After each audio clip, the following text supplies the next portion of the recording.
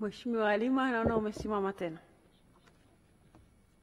Mheshimiwa Mwenyekiti, miradi ya bwawa la Mwalimu Nyerere, mimi nilikuwa kwenye kamati ya budget. Ngoja.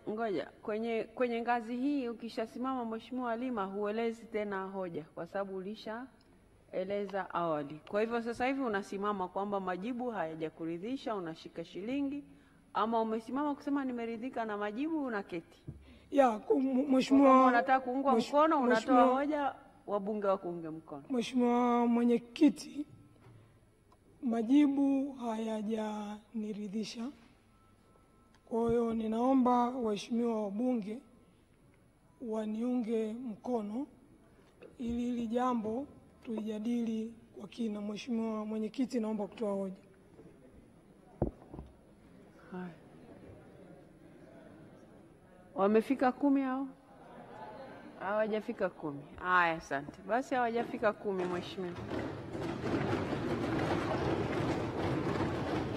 Kwa hivyo hoja haijaungwa mkono, lakini waheshimiwa wabunge, kwa sababu ufafanuzi umetolewa wakati wa kamati ya matumizi, wakati Mheshimiwa Waziri akitoa ufafanuzi hapo ameeleza kwamba ujenzi ni ujenzi, akatoa na mfano wa bwawa la Mwalimu Nyerere.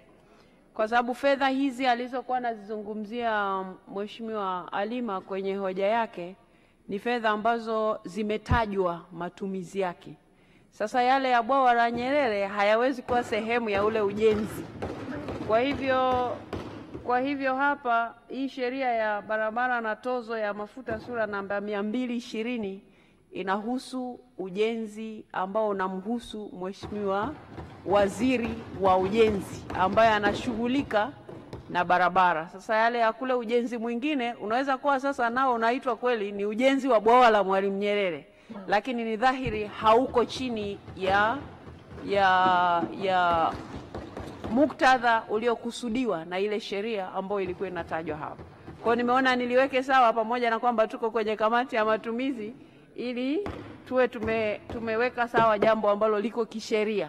Kwa hiyo ufafanuzi Mheshimiwa Waziri ameutoa na wabunge mmefanya maamuzi. Tunaendelea sasa.